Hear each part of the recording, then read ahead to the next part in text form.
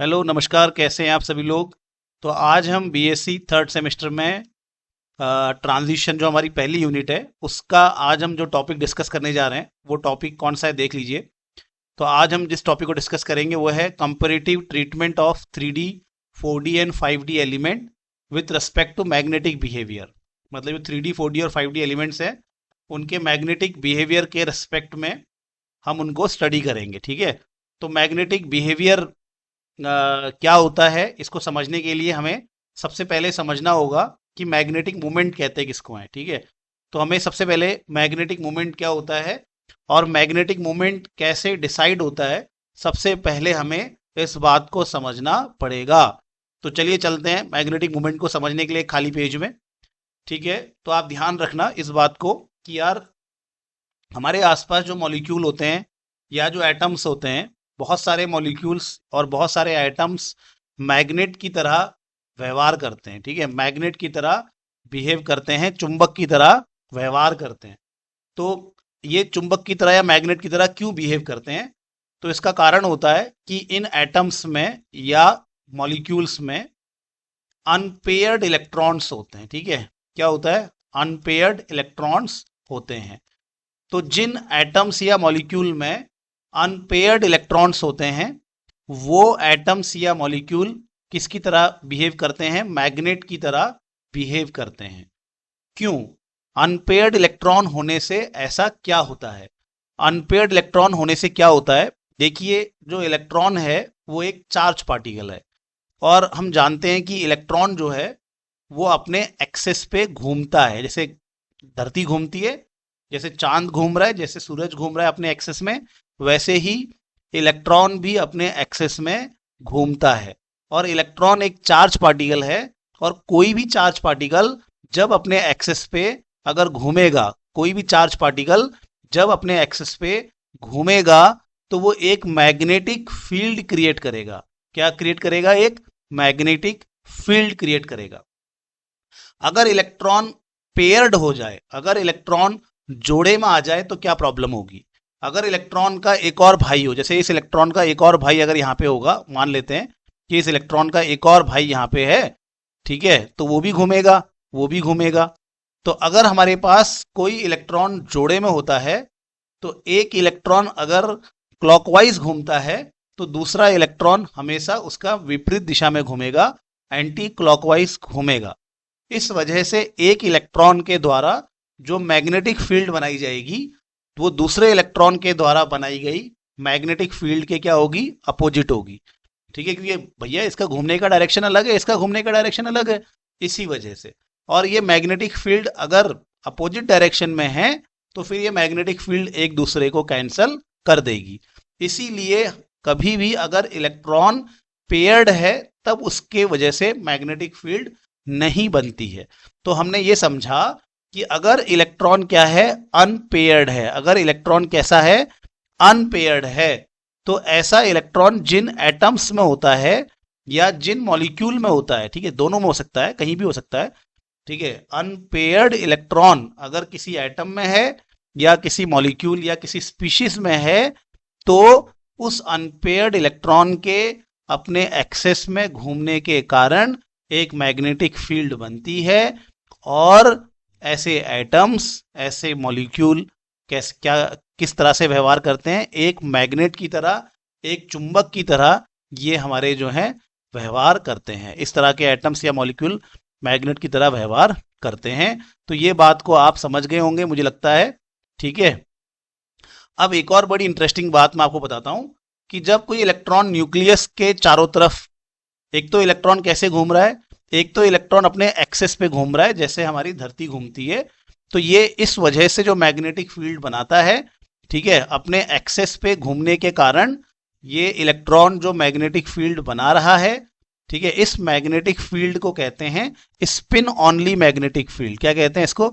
Spin only magnetic field. ये spin only magnetic field है, ठीक है। स्पिन की वजह से ही जो मैग्नेटिक फील्ड बन रही है वो है स्पिन, मतलब अपने एक्सेस पे घूमना। इसके अलावा इलेक्ट्रॉन जो है न्यूक्लियस के चारों तरफ भी घूमता है, ये तो आप जानते हैं, जैसे इलेक्ट्रॉन न्यूक्लियस के चारों तरफ भी घूमते हैं, ठीक है। और इस घूमने के कारण भी चार्ज पार्टिकल चाहे थोड़ा सा भी हिल जाए, अगर चार्ज पार्टिकल कैसे भी हिल जाए तो वो मैग्नेटिक फील्ड पैदा कर देता है। तो ये इलेक्ट्रॉन अगर अपने इस न्यूक्लियस के चारों तरफ घूम रहा है तो इसकी वजह से भी एक मैग्नेटिक फील्ड बनती है, और उस मैग्नेटिक फील्ड का नाम होता है ऑर्बिटल ऑनली मैग्नेटिक फील्ड। ठीक है, तो यहाँ पे दो तरह की मैग्नेटिक फील्ड बन रही है, ऑर्बिटल ऑनली मैग्नेटिक फील्ड और स्पिन ऑनली मैग्नेटिक फील्ड। तो दो तरह की मैग्नेटिक फील्ड बनती है, एक तो स्पिन के कारण बनती है और एक किसके कारण बनती है, एक हमारा ऑर्बिटल के कारण बनती है। ठीक है, अब क्या होता है कि बहुत जगहों पे ये जो ऑर्बिटल ऑनली मैग्नेटिक फील्ड है ना, ये बहुत कम होती है, बहुत कम होती है। तो बहुत सारी जगहों पे ये ऑर्बिटल ऑनली मैग्नेटिक फील्ड बहुत कम होती है, इसको कहते हैं कुंच होना। ठीक है, कुंच्ट होती है, कुंच्ट मतलब कम होती है बहुत ज्यादा, और इसीलिए इसका महत्व खत्म हो जाता है और मैग्नेटिक फील्ड को केवल स्पिन ऑनली मैग्नेटिक फील्ड के कारण निकाला जाता है, या उसके कारण वो उत्पन्न होती है। ठीक है, तो क्या समझे हम, इलेक्ट्रॉन अपने एक्सिस पे घूमेगा तो एक मैग्नेटिक फील्ड बनाएगा, वो स्पिन ऑनली मैग्नेटिक फील्ड कहलाएगी। अगर इलेक्ट्रॉन न्यूक्लियस के चारों तरफ भी घूम रहा है, इसकी वजह से भी एक मैग्नेटिक फील्ड बनती है, उसको ऑर्बिटल ऑनली मैग्नेटिक फील्ड कह सकते हैं। अब बहुत सारी जगहों पर ये ऑर्बिटल ऑनली मैग्नेटिक फील्ड कुंस्ट होती है, बहुत कम होती है, नगण्य होती है, इसीलिए हम इसको क्या करते हैं, हटा देते हैं। इसको हम क्या करते हैं, इसको हम हटा देते हैं। ओके, ठीक है, तो देखो ये हटा दिया हमने। तो ज्यादातर बहुत सारे केसेस में, अभी अब आप आगे भी इसको स्टडी करेंगे, तो हम जो मैग्नेटिक फील्ड निकालते हैं वो स्पिन ऑनली, स्पिन के कारण जो मैग्नेटिक फील्ड है उसी को निकालते हैं। ठीक हो गया। अब जो मैग्नेटिक फील्ड होती है, जो मैग्नेटिक फील्ड होती है, किसी कोई एटम मैग्नेट की तरह व्यवहार कर रहा है, तो उसकी जो मैग्नेट की पावर होती है, वो कितना बढ़िया मैग्नेट होगा, वो कितना तगड़ा मैग्नेट होगा। तो किसी एटम या मॉलिक्यूल का जो मैग्नेट का जो बिहेवियर होता है, यानी कि वो कितना अच्छा मैग्नेट है, इसको एक मैथमेटिकल वैल्यू से निकाला जाता है। ठीक है, इसको एक मैथमेटिकल वैल्यू से बताया जाता है। ठीक है, तो किसी एटम में, किसी मॉलिक्यूल में, किसी स्पीशीज में जो मैग्नेटिक प्रॉपर्टी है, जो मैग्नेटिक गुण है, उसको बताने के लिए हम एक मैथमेटिकल टर्म का प्रयोग करेंगे, और ये मैथमेटिकल टर्म कहलाता है हमारा मैग्नेटिक मूवमेंट। ठीक है, इसको क्या कहते हैं, मैग्नेटिक मूवमेंट कहते हैं। तो मैग्नेटिक मूवमेंट क्या है, मैग्नेटिक मूवमेंट एक मैथमेटिकल टर्म है जो क्या करता है, मैग्नेटिक मूवमेंट एक मैथमेटिकल टर्म है जो क्या करता है, मैग्नेटिक फील्ड के बारे में हमें ये बताता है कि हमारा एटम या मॉलिक्यूल कितना बढ़िया मैग्नेट है, ऐसा बताता है। ठीक हो गया, ये बात हम समझ गए। अब ये जो हमारा मैग्नेटिक मूवमेंट है, ये जो मैग्नेटिक मूवमेंट है वो निकलता है कि भैया कितना बढ़िया मैग्नेट है। और कोई कितना बढ़िया मैग्नेट है ये डिपेंड करता है दो चीजों के ऊपर, एक तो जो मैग्नेटिक फील्ड बन रही है स्पिन के कारण, और एक जो मैग्नेटिक फील्ड बन रही है किसके कारण, ऑर्बिटल के कारण। ठीक है, एक तो जो मैग्नेटिक फील्ड बन रही है स्पिन के कारण, और एक जो मैग्नेटिक फील्ड बन रही है ऑर्बिटल मोशन के कारण। तो इन दोनों के कारण हमारा जो मॉलिक्यूल है, हमारा जो एटम है, वो एक तगड़ा मैग्नेट बन जाता है, और उसका मैग्नेटिक मोमेंट बहुत अच्छा आता है, बहुत ज्यादा आता है। ठीक है, ओके। लेकिन होता क्या है कि बहुत सारे केसेस में, मैंने आपको क्या बताया, बहुत सारे केसेस में ऑर्बिटल के कारण, ऑर्बिटल मोशन के कारण जो मैग्नेटिक फील्ड होती है वो कम हो जाती है, वो नगण्य होती है। इसीलिए मैग्नेटिक मोमेंट को जब हम निकालते हैं तो वहां पर हम ऑर्बिटल का जो कंट्रीब्यूशन होता है उसको बहुत जगहों पर बिल्कुल नेग्लेक्ट कर देते हैं, और मैग्नेटिक मोमेंट को केवल किस आधार पर निकाला जाता है, स्पिन के, इलेक्ट्रॉन के अपने एक्सेस पे वो स्पिन कर रहा है, उससे जो मैग्नेटिक फील्ड बन रही है उसके कारण हमारा एटम कितना मैग्नेट है, उसका कितना मैग्नेटिक मोमेंट है, वो निकाला जाता है। ठीक है, तो हम यहां पर क्या करेंगे, हम यहां पर देखेंगे कि यार जो मैग्नेटिक मोमेंट है वो दो कारणों से पैदा हो रहा है, स्पिन के कारण और एक ऑर्बिटल मोशन के कारण। ठीक है, लेकिन ऑर्बिटल मोशन के कारण जो मैग्नेटिक फील्ड बनती है वो बहुत कम होती है बहुत सारी जगहों पे। इसीलिए हम जो मैग्नेटिक मूवमेंट है वो हम किसके इक्वल मानते हैं, स्पिन ऑनली मैग्नेटिक फील्ड या मैग्नेटिक मूवमेंट के इक्वल मानते हैं। ठीक है, ओके, अब स्पिन ऑनली मतलब स्पिन के कारण, भैया मैंने क्या बोला, ये न्यूक्लियस है, यहाँ पे इलेक्ट्रॉन है, ये इलेक्ट्रॉन अपने एक्सिस पे घूम रहा है और यहाँ पे एक मैग्नेटिक फील्ड बना रहा है, ठीक है। और इस मैग्नेटिक फील्ड, कितनी मैग्नेटिक फील्ड पावरफुल बन रही है, इसको कहेंगे मैग्नेटिक मूवमेंट, ठीक है। तो इलेक्ट्रॉन अपने, अकेला इलेक्ट्रॉन है, अनपेयर्ड इलेक्ट्रॉन है, सिंगल इलेक्ट्रॉन है, अपने एक्सिस पे घूम रहा है, अपने एक्सिस पे घूम के एक मैग्नेटिक फील्ड बना रहा है। वो मैग्नेटिक फील्ड कितनी पावरफुल है उसको हम मैग्नेटिक मूवमेंट से दर्शाते हैं। तो यहां पर हम जो मैग्नेटिक मूवमेंट निकालेंगे वो स्पिन ऑनली मैग्नेटिक मूवमेंट से निकालेंगे। ओके, अब यार जितने ज्यादा अनपेड इलेक्ट्रॉन होंगे उतना ही तो क्या होगा, उतना ही तो भैया मैग्नेटिक फील्ड स्ट्रांग होगी ना। तो यानी कि स्पिन ऑनली मैग्नेटिक मूवमेंट इस बात पे निर्भर करता है कि कितने अनपेड इलेक्ट्रॉन है। जितने ज्यादा अनपेड इलेक्ट्रॉन होंगे, जितने ज्यादा अकेले अकेले इलेक्ट्रॉन होंगे, वो उतना बढ़िया घूम घूम के क्या बनाएंगे, मैग्नेटिक फील्ड बनाएंगे। और उनके, माफ कीजिएगा, उनके ऐसे स्पिन करने की वजह से जो मैग्नेटिक फील्ड बनेगी, यानी कि जो मैग्नेटिक मूवमेंट होगा, वो स्पिन ऑनली मैग्नेटिक मूवमेंट कहलाएगा। और ये किसके ऊपर डिपेंड करेगा, अनपेयर्ड इलेक्ट्रॉन के ऊपर डिपेंड करेगा, ठीक है। किसके ऊपर डिपेंड करता है, अनपेयर्ड इलेक्ट्रॉन के ऊपर डिपेंड करता है। और उसका फॉर्मूला आपको दिखा देते हैं, देखिए इसका फॉर्मूला क्या है। तो इसका फॉर्मूला है √n+2। तो यही चीज हमने सबसे स्टार्टिंग में लिखी है। ये देखिए यहाँ पे लिखा हुआ है कि जो मैग्नेटिज्म होता है ट्रांजिशन मेटल का जो मैग्नेटिज्म है, जो उसकी मैग्नेटिक पावर है, वो किसके ऊपर निर्भर करती है, अनपेयर्ड इलेक्ट्रॉनों की संख्या पर निर्भर करती है, ठीक है। और उस मैग्नेटिक पावर को निकालने के लिए जो मैथमेटिकल टर्म यूज करते हैं उसको कहते हैं हम मैग्नेटिक मूवमेंट। और ये जो मैग्नेटिक मूवमेंट हम यहाँ निकाल रहे हैं वो इलेक्ट्रॉन के स्पिन करने की वजह से निकाल रहे हैं, ठीक है। उसका ऑर्बिटल मोशन की वजह से नहीं बता रहे हैं, केवल स्पिन करने की वजह से बता रहे हैं। और इसका फॉर्मूला होता है √n+2 बोर मैग्नेटॉन, ठीक है। तो ये इसका फॉर्मूला है।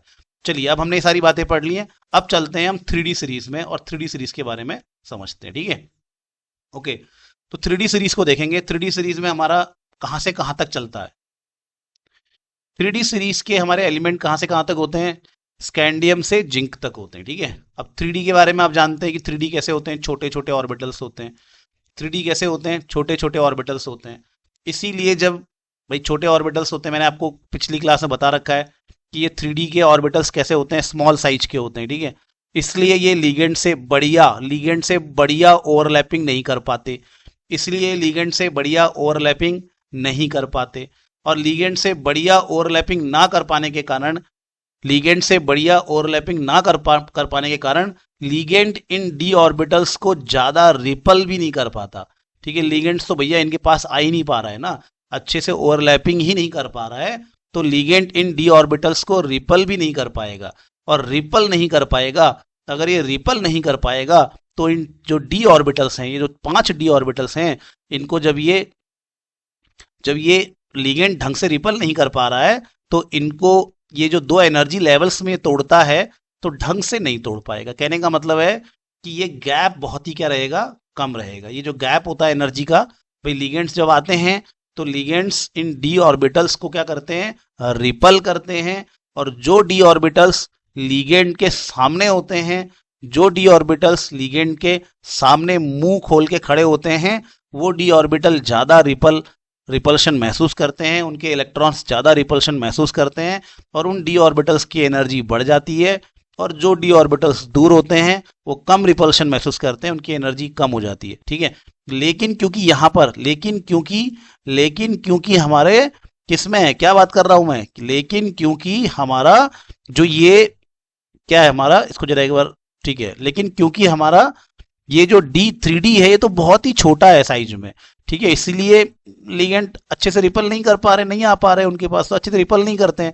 इसीलिए ये जो एनर्जी लेवल्स बनते हैं स्प्लिटिंग के बाद, इनके बीच में एनर्जी का गैप कम होता है। एनर्जी का गैप क्या होगा, कम होगा। अब ये एनर्जी का गैप भैया कम है, ये एनर्जी का गैप कम है, आपको कोऑर्डिनेशन में सारी बातें डिटेल में समझाऊंगा, ठीक है।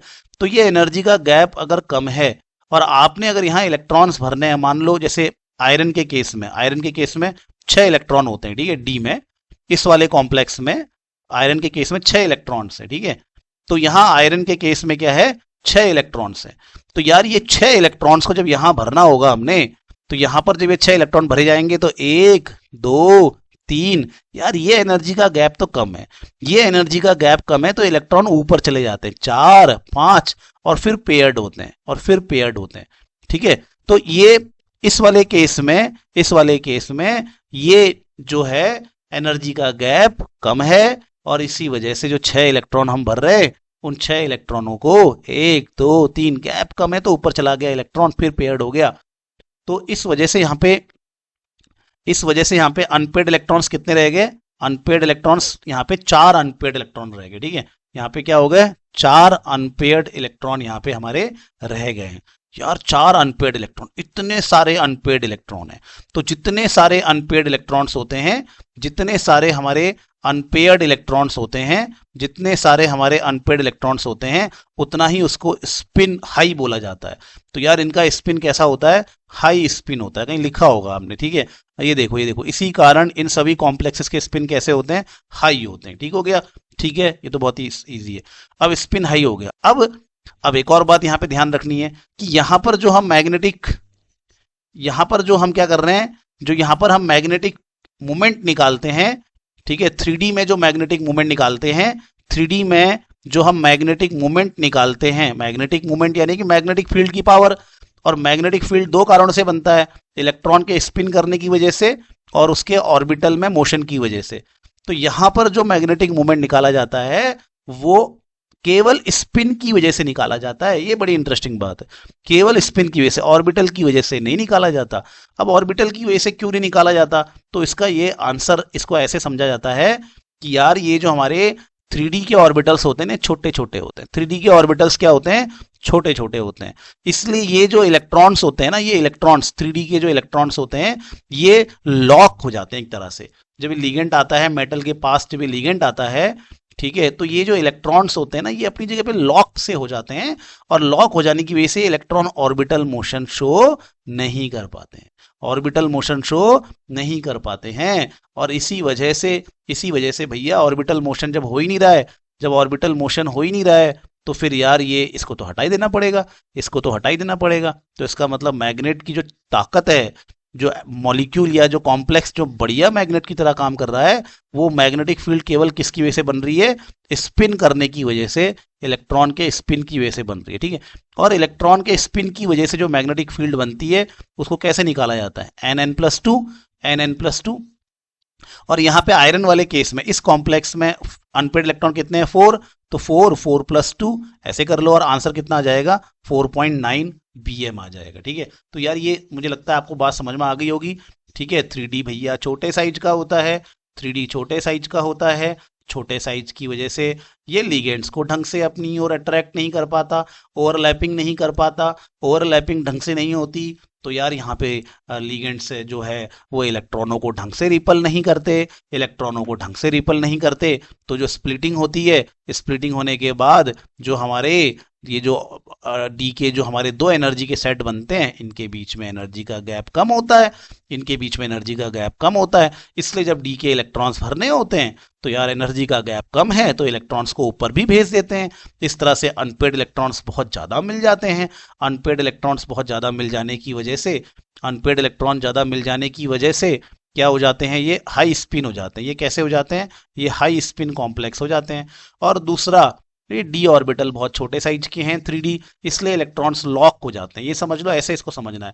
और इसलिए ऑर्बिटल का कंट्रीब्यूशन नेग्लिजिबल हो जाता है, कुंष्ट हो जाता है, कुंष्ट हो जाता है। इसीलिए जो मैग्नेटिक फील्ड होती है वो केवल स्पिन की वजह से निकाली जाती है। ठीक है, तो यार यहाँ पे केवल स्पिन की वजह से मैग्नेटिक फील्ड निकाली जाएगी, और स्पिन की वजह से मैग्नेटिक फील्ड निकालने के लिए सूत्र क्या होता है? Nn+2।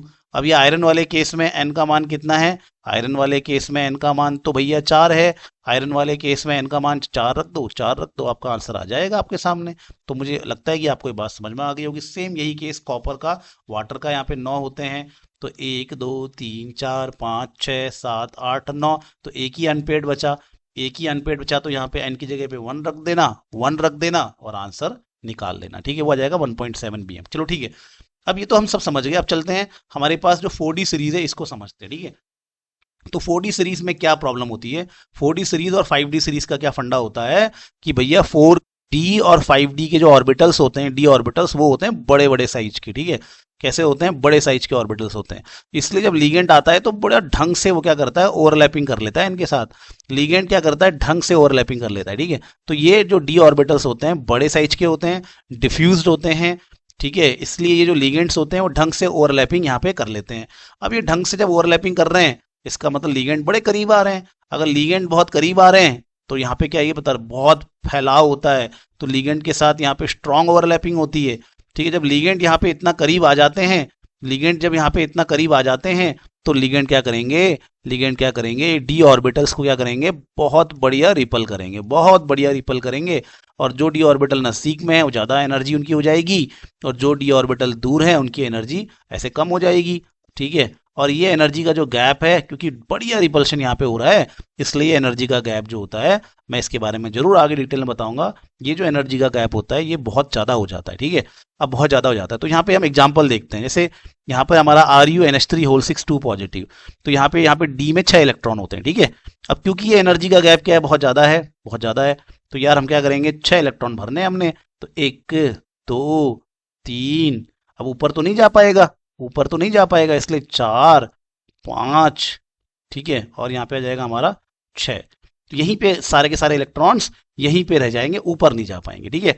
अब यहाँ पे सारे इलेक्ट्रॉन्स यहीं रह गए, तो कोई अनपेड इलेक्ट्रॉन्स है क्या, कोई यहाँ पे अनपेड इलेक्ट्रॉन है क्या, कोई अनपेड इलेक्ट्रॉन है क्या, कोई अनपेड इलेक्ट्रॉन? आंसर है नहीं, यहाँ पे कोई अनपेड इलेक्ट्रॉन नहीं है। इसको बोलेंगे लो स्पिन। जितने ज्यादा अनपेड इलेक्ट्रॉन होंगे उतना हाई स्पिन होगा, और जितने कम होंगे उतना ही लो स्पिन होगा। तो यहाँ तो भैया जीरो स्पिन है, बिल्कुल ही अनपेड इलेक्ट्रॉन्स नहीं है, ठीक है। अब यहाँ पे तो अनपेड इलेक्ट्रॉन्स है ही नहीं भाई, अरे भैया यहाँ तो अनपेड इलेक्ट्रॉन्स ही नहीं है, तो n इक्वल टू कितना हो गया, n इक्वल टू जीरो हो गया।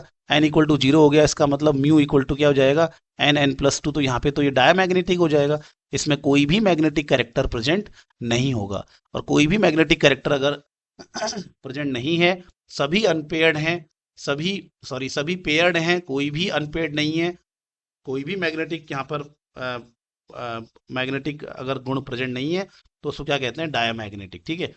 अच्छा, तो ये दूसरा एग्जांपल देख लो, बोल रहा है ये तो यहाँ पर ये क्या है, ये दूसरे एग्जांपल में भी ऐसे ही बता रहा है। तो यानी कि कहने का मतलब ये है कि 4D और 5D, 4D और 5D में क्या होगा, 4D और 5D में क्या होगा, इसको समझ लो ध्यान से, कि यहां पर क्या होता है, यहां पर क्या होता है, इसको समझ लेना बहुत ध्यान से, कि यहां पर जो है, यहां पर जो डी ऑर्बिटल्स होते हैं वो बड़े साइज के होते हैं, और इसीलिए लिगेंड बढ़िया ओवरलैपिंग करता है। और लिगेंड बढ़िया ओवरलैपिंग करने की वजह से क्या करता है, डी ऑर्बिटल्स को ज्यादा रिपल करता है, इसलिए उनके बीच में एनर्जी का गैप ज्यादा आ जाता है। और एनर्जी का गैप ज्यादा आ जाने की वजह से सारे के सारे एनर्जी गैप ज्यादा आ गया, इसकी वजह से जितने भी इलेक्ट्रॉन्स होते हैं वो ऊपर नहीं जाके, क्योंकि भैया एनर्जी का गैप ज्यादा है, ऊपर क्यों जाएगा इलेक्ट्रॉन, तो इलेक्ट्रॉन्स क्या करते हैं, नीचे ही पेयर्ड हो जाते हैं, नीचे ही इलेक्ट्रॉन्स क्या होते हैं, पेयर हो जाएंगे, ठीक है। तो इससे क्या होगा, इससे अनपेयर्ड इलेक्ट्रॉन्स क्या हो जाएंगे, कम हो जाएंगे, इससे अनपेयर्ड इलेक्ट्रॉन्स कम हो जाएंगे, कभी कभी जीरो हो जाएंगे, और वहां पर हमारा जो सब्सटेंस है, जो कॉम्प्लेक्स है, उसमें कोई भी मैग्नेटिक कैरेक्टर प्रेजेंट नहीं होगा, उसमें कोई भी मैग्नेटिक कैरेक्टर प्रेजेंट नहीं होगा, ठीक है, ठीक है ना। लेकिन फिर भी ये भैया कोई भी मैग्नेटिक कैरेक्टर प्रेजेंट नहीं है, कोई भी मैग्नेटिक कैरेक्टर प्रेजेंट नहीं है, लेकिन फिर भी ये थोड़ा बहुत क्या करते हैं, थोड़ा बहुत मैग्नेटिक कैरेक्टर ये शो करते हैं, थोड़ा बहुत मैग्नेटिक कैरेक्टर शो करते हैं। तो इसका कारण ये होता है कि यहाँ पर जो मैग्नेटिक मूवमेंट होता है वो केवल स्पिन की वजह से ही नहीं निकलता, यहाँ पर जो मैग्नेटिक मूवमेंट है, यहाँ पर जो मैग्नेटिक मूवमेंट है वो केवल स्पिन की वजह से ही नहीं निकल रहा है, वो ऑर्बिटल के मोशन की वजह से भी निकल रहा है। इसका मतलब ये है कि 4D और 5D में, 4D और किसमें, 5D में हमें क्या करना है, हमें ऑर्बिटल कंट्रीब्यूशन को भी काउंट करना है, ठीक है। तो यहाँ पे ऑर्बिटल कंट्रीब्यूशन को भी काउंट करना है, क्यों होता है ऐसा, क्योंकि डी ऑर्बिटल्स बड़े साइज के होते हैं, तो इलेक्ट्रॉन्स फैले रहते हैं, और इसी वजह से वो कहीं लॉक नहीं होते हैं, और ऑर्बिटल मोशन पे वो पार्टिसिपेट करते हैं, ठीक है। तो यहाँ पे ऑर्बिटल कंट्रीब्यूशन को भी हमें देखना है। तो इसी वजह से क्या होता है कि यार स्पिन तो चलो लो आ गया, स्पिन तो कहीं कहीं पे जीरो आ गया, लेकिन ऑर्बिटल कंट्रीब्यूशन होने की वजह से, ऑर्बिटल का कंट्रीब्यूशन होने की वजह से मैग्नेटिक फील्ड थोड़ी बहुत आ जाती है और वो सब्सटेंस हमारे मैग्नेटिक कैरेक्टर शो करना शुरू कर देते हैं। ठीक है, तो वही बात मैंने यहाँ पे लिखी है, एक बार आप इसको देख लीजिए। मैं इसको पूरे को इरेज कर देता हूँ। ठीक है, तो आप इसको एक बार देख लीजिए, लंबा हो गया वीडियो, सॉरी। आप इसको यहाँ से नोट बना लीजिएगा। ठीक है, तो 4D बड़े और ज़्यादा फैलाव होता है, लिगेंड के साथ ज़्यादा अच्छी ओवरलैपिंग करते हैं, स्प्लिटिंग बहुत बड़ी होती है, इसी कारण कॉम्प्लेक्स लो स्पिन बन जाते हैं, क्योंकि इलेक्ट्रॉन्स पेयर कर लेते हैं ना, वो ऊपर नहीं जा पाते। ठीक है, तो बहुत से आयंस डायमैग्नेटिक होंगे या वीकली पैरामैग्नेटिक होंगे, लेकिन यहाँ पे हमें एक बात और ध्यान रखनी है कि यहाँ पर ऑर्बिटल का कंट्रीब्यूशन भी नोटिसेबल होता है, केवल स्पिन ऑनली से हम आंसर नहीं निकाल पाते हैं। ठीक है, तो ये ध्यान रखना है हमने। अब यहाँ पे हमारे पास फिर वही चीज़ हो गई, सेम की सेम चीज़ हमने यहाँ पे रिपीट कर दी। ठीक है, ये कुछ एग्जाम्पल्स हैं, इनको जरूर आप ध्यान रखिएगा। ठीक है, तो ये आपने आंसर लिखना है, जितना मैंने आपको यहाँ पे लिखाया है उसको बढ़िया तरीके से लिख देना, तो ये आपका आंसर बन जाएगा। उम्मीद है कि आपको चीज़ें समझ में आ रही होंगी। धन्यवाद, अपना ध्यान रखिएगा।